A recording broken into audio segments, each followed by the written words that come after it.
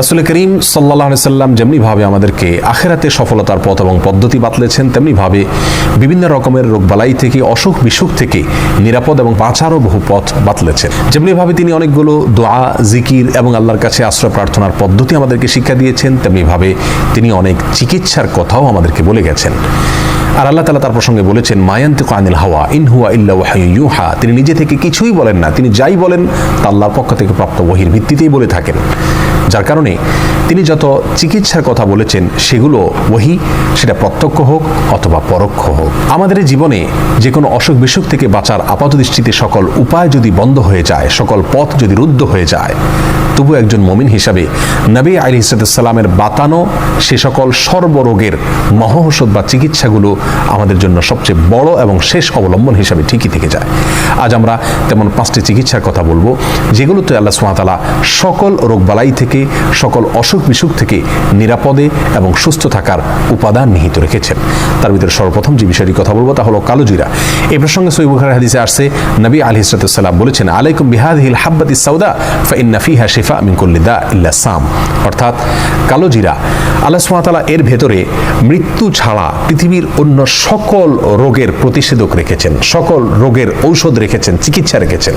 অর্থাৎ কালোজিরাকে যদি কেউ গ্রহণ করেন, খান, সেটা সরাসরি খাওয়া হতে পারে, তেল করে খাওয়া হতে পারে, পান করা হতে পারে, অথবা ভর্তা বানিয়ে খাওয়া হতে পারে। যেভাবেই হোক না কেন, কালোজিরা যদি কেউ খান বা গ্রহণ করেন, আল্লাহ সুবহানাহু ওয়া তাআলা তাকে এর মাধ্যমে সকল রোগ থেকে চিকিৎসা বা আরোগ্য লাভের তৌফিক নসিব করেন। অতএব কালোজিরা এর ভিতরে সর্বরোগের ঔষধ রয়েছে, নিয়মিত এটাকে খাওয়া দরকার এবং এটাকে নিয়মিত নিজের জন্য গ্রহণ করা দরকার। দ্বিতীয়ত যে চিকিৎসার কথা তিনি বলেছেন তা হলো মধু। মধু প্রসঙ্গে আল্লাহ সুবহানাহু ওয়া তাআলা নিজেই সূরাতুন নাহলের 69 নম্বর আয়াতে বলেছেন, ফিহি শিফাউল লিন্নাস, এর মধ্যে মানুষের জন্য শিফা রয়েছে, আরোগ্য লাভের উপাদান রয়েছে। নবী আলাইহিস সালাম নিজে মধু পছন্দ করতেন, যেমনিভাবে বুখারী মুসলিম বর্ণনা করেছেন। আর সেই সাথে মুসনাদ হাকিমের বর্ণনা রয়েছে, তিনি বলেছেন, আলাইকুম বিশিফাইনি আল আসালু ওয়াল কোরআন। দুটি শিফা বা আরোগ্য লাভের উপায় তোমরা সবসময় অবলম্বন করবে। তার একটি হলো মধু, অর্থাৎ মধু পান করা, আর একটা হলো কোরআনে কারীমের তিলাওয়াত।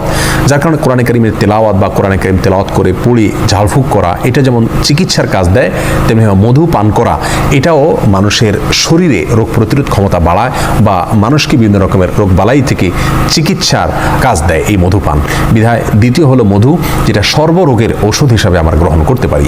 তৃতীয়ত হলো হেজামা বা যেটাকে আমরা শিঙ্গা লাগানো কথা বলি। এই হেজামা বা শিঙ্গা লাগানো এটাও সর্বরোগের মহৌষধ। নবী সাল্লাল্লাহু আলাইহি সাল্লাম নিজে হেজামা গ্রহণ করতেন এবং সহিহুল জামের বর্ণিত হাদিসে আসছে, তিনি বলেছেন, কানাত লাহু শিফা মিন কুল্লি দা। যদি কেউ বিশেষ কিছু সময় আছে, সময়গুলোতে হেজামা গ্রহণ করেন, তাহলে তার সকল রোগ থেকে আল্লাহ সুবহানাহু ওয়া তাআলা আরোগ্য লাভ করার তৌফিক তাকে নসিব করেন। সকল রোগের শেফা হিসাবে এটি তার জন্য কাজ করে। তাহলে তৃতীয় নম্বর হলো হেজামা বা শিঙ্গা লাগানো। 4 নম্বর হলো জমজমের পানি পান করা। জমজমের পানি প্রসঙ্গে সহিহ মুসলিম হাদিসে আসছে, নবী আলাইহিস সালাম বলেছেন, শিফা ও সাকামিন, অর্থাৎ জমজমের পানি এটা রোগের জন্য ঔষধ। এখানে কমন ভাবে তিনি বলেছেন, সাধারণভাবে বলেছেন, তার মানে সকল রোগের জন্য ঔষধ এই জমজমের পানি। অনেক বর্ণনায় আসছে, মা ও জমজম লিমা শুরিবালাহ, অর্থাৎ জমজমের পানি যে উদ্দেশ্যে পান করা হয়, কোনো রোগ বালাই থেকে বাঁচার জন্য যদি উদ্দেশ্যে পান করা হয়, আল্লাহ সুবহানাহু ওয়া তাআলা সেই উদ্দেশ্য পূরণ করেন, অর্থাৎ তাকে আরোগ্য নসিব করেন। এই হাদিসের সনদ নিয়ে কোন মুহাদ্দিস কথা বললেও এটি হাসান পর্যায়ের বা গ্রহণযোগ্য পর্যায়ের। তাহলে জমজমের পানি এটাও সর্বরোগের একটি মহৌষধ, সর্বরোগের একটি কমন চিকিৎসা এবং নববী চিকিৎসার মধ্য থেকে একটি হলো জমজমের পানি। আমি ব্যক্তিগতভাবে এমন কয়েকজন লোককে চিনি যাদের বিভিন্ন দুরারোগ্য ব্যাধি ছিল এবং সে সমস্ত ব্যাধি থেকে আত্মরক্ষার জন্য, চিকিৎসার জন্য তারা পৃথিবীর যত চিকিৎসা হতে পারে তার সবগুলো তারা গ্রহণ করেছেন, কিন্তু সকল চিকিৎসাই ব্যর্থ হয়েছে। এমত পর্যায়ে তারা জমজমের পানিকে নিয়মিত পান করেছেন। আল্লাহ সুবহানাহু ওয়া তাআলা তাদেরকে অলৌকিকভাবে সুস্থতার নেয়ামত নসিব করেছেন। অতএব জমজমের পানি এটাও সর্বরোগের একটি কমন মহৌষধ। 5 নম্বর হলো আজোয়া খেজুর। আজোয়া এক প্রকারের খেজুর বিশেষ। এই বিশেষ প্রকৃতির খেজুর একটু দাম বেশি। এই খেজুর প্রসঙ্গে সহিহ বুখারীর হাদিসে আসছে, নবী আলাইহিস সালাম বলেছেন, কেউ যদি প্রতিদিন সকালবেলা 7টি আজোয়া খেজুর খায়, ওই দিনে মৃত্যু ছাড়া অন্য কোনো রোগ তার কোনো ক্ষতি করতে পারে না। অতএব আজোয়া খেজুরও এর মধ্যেও প্রতিষেধক রয়েছে, চিকিৎসা রয়েছে সর্বরোগের, যে কোনো রোগের। প্রিয় দর্শক, আবারও এক নজর আমরা জানি, 1 নম্বর হলো কালোজিরা, 2 নম্বর হলো মধু, 3 নম্বর হলো শিঙ্গা লাগানো, 4 নম্বর হলো জমজমের পানি পান করা, আর 5 নম্বর হলো আজোয়া খেজুর খাওয়া। এর প্রত্যেকটার ভিতরেই আল্লাহ সুবহানাহু ওয়া তাআলা অলৌকিকভাবে চিকিৎসা রেখেছেন, আল্লাহ সুবহানাহু ওয়া তাআলা আরোগ্য লাভের উপাদান রেখেছেন।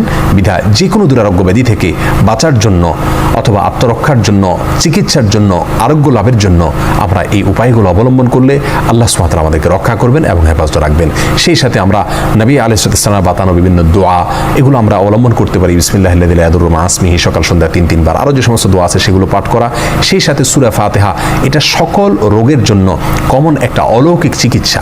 এর মাধ্যমে সূরা ফাতিহা পড়ে আমরা কোনো পানিতে ফু দিয়ে পান করলে অথবা কোনো কিছুতে ফু দিয়ে সেটা খেলে আল্লাহ সুবহানাহু ওয়া তাআলা এর মাধ্যমে আমাদেরকে চিকিৎসা এবং আরোগ্য লাভের তৌফিক নসিব করবেন। প্রিয় দর্শক, আল্লাহ তাআলা আমাদের সবাইকে নিরাপদে রাখুন, সুস্থ রাখুন, স্বাভাবিক রাখুন।